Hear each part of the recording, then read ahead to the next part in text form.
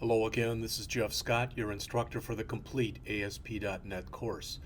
We're in the middle of talking about jQuery in ASP.NET, and when I completed or semi-completed the last lesson, I had created a simple accordion structure which had an FAQ or a frequently asked questions page, and I tried to run it and it didn't work. So I went back in and tried to recreate it using a regular master page, okay, without the master page and with the master page, and it didn't work. So I went back to the original page right here, and you can see this is the page. All right, so that's the one I've got up here right now.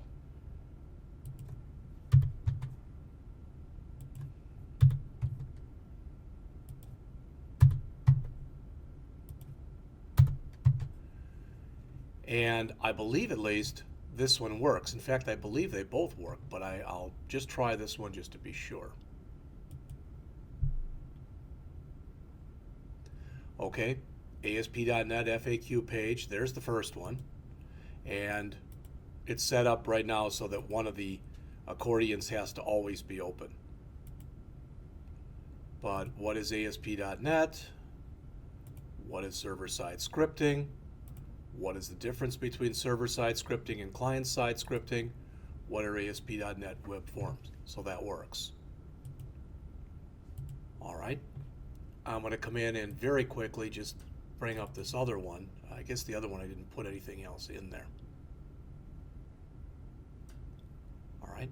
So, like I said, for whatever reason, I had it working, it didn't work, and then it started working again. And I'm not even sure exactly what was going on to make it work or not work.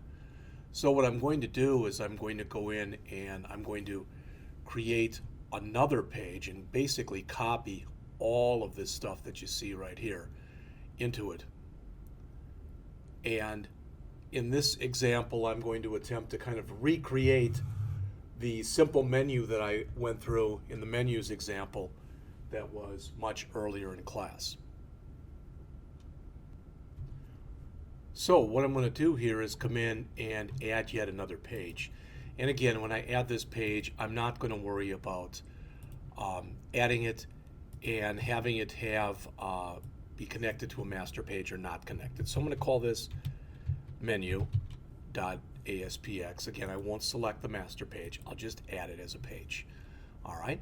I'm going to grab everything that I have basically in here. I think from my head section on, I'm going to paste this in. And the reason I'm doing all this, all right, the reason that I'm doing all this is what I want to do is kind of save some time, but the key code is right there. So I'm going to talk to you about that in just a second. But before I do, let me save this. Let me run it. Wow. And as you can see, it doesn't look anything, and I know why it looks like this too, because I don't have one of the style sheets included. So I'm going to have to go get that, and I will be right back to do so. All right, so what I've done is I've come in here and tried to, for lack of better words, replicate the example that I did earlier with just using regular ASP.NET and the ASP.NET controls. So if you remember, I had the menu structure, and I had miscellaneous, and under miscellaneous I had an about and a contact. Then I had the first programs, which had the 5 calculator programs in it. Master page, which had 5 master page examples. Validate, which had 2 validation examples. Navigate, which had 3 navigation examples. jQuery, which had about 5 jQuery examples, Ajax with 5 Ajax examples, database with 6 database examples. All right, and when we did that menu, it ran horizontally along the top. Well, we've already got something up there, so the way I set this up is when you run this, it looks like this. So notice menu structure, this has been disabled. So miscellaneous has got about and contact. First, it's got calculators 1 through 5, master 1 through 5, validates 1 to 2, navigates 1 to 3, jQueries 1 to 5, Ajax 1 to 5, database 1 through 6. So what I've done is I've replicated what I've done earlier. Now, the key thing is all the code to make that happen basically said I've got an unordered list with an ID of menu. All right, take that and basically take the menu method and run the menu method on what I've just put in there. So this one ran the menu method, and the previous one that we saw ran the accordion method. Now we went through those, but not really in a lot of depth and breadth of coverage. So for the menu and for the accordion, I'm going to start here by going out to jQuery.com. Whoops, not query.com, jQuery.com. And I'm going to go out to the API documentation.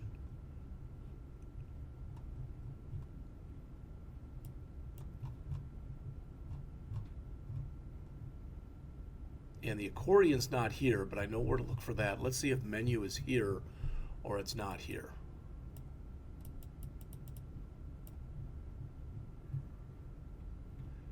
That's not here either. All right. So let's go to UI or jQueryUI.com. And remember, there was our accordion example. Okay.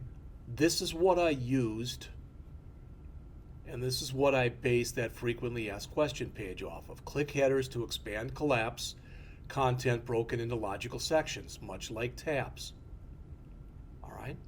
So I used the exact code, made modifications, but I used that as basically the idea behind this. The underlying HTML markup is a series of headers, h3 tag, and content divs, which I put into paragraphs. Notice that the content is usable without JavaScript. So in other words, if the user has JavaScript turned off, you will still be able to go in and run this. You just won't have quite the effect, but you'll still be able to see the information. All right. Now let's see.